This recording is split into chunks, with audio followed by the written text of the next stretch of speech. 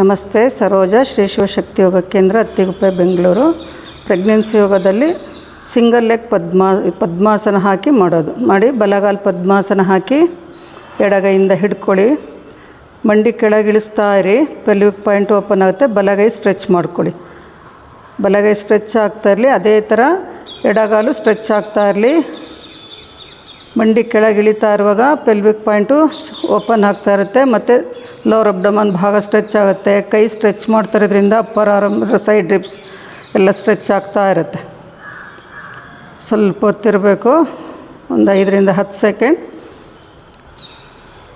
Relax ಮಾಡ್ಕೊಳ್ಳಿ. ಕಾಲು ನೇರ ಮಾಡಿಬಿಟ್ಟು ನಿಧಾನ ಕಾಲು ನೇರ ಮಾಡಿ.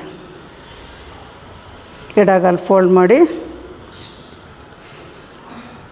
ಬಲಗೈಯಿಂದ ಹಿಡ್ಕೊಂಡು ಮಂಡಿ ನಿಧಾನ ಇಳಿಸ್ತಾ ಬರಬೇಕು. ಎಷ್ಟಾಗುತ್ತೋ ಅಷ್ಟು ಇಳಿಸ್ತಾ ಬನ್ನಿ. ನೆಲಕ್ಕೆ ತಾಕಲೇಬೇಕು ಅಂತಿಲ್ಲ. ನಿಮ್ಮ ಪ್ರಯತ್ನ ಮಾಡಿ. ಮನೇಲಿ ಮಾಡ್ತಿರೋರು ಇದನ್ನು ನೋಡಿಕೊಂಡು ಕೈ ಸ್ಟ್ರೆಚ್ ಆಗ್ತಾ ಇರಬೇಕು. ಉಸಿರಾಟ ನಿಧಾನಕ್ಕೆ ನಡೀತಾ ಇರಲಿ.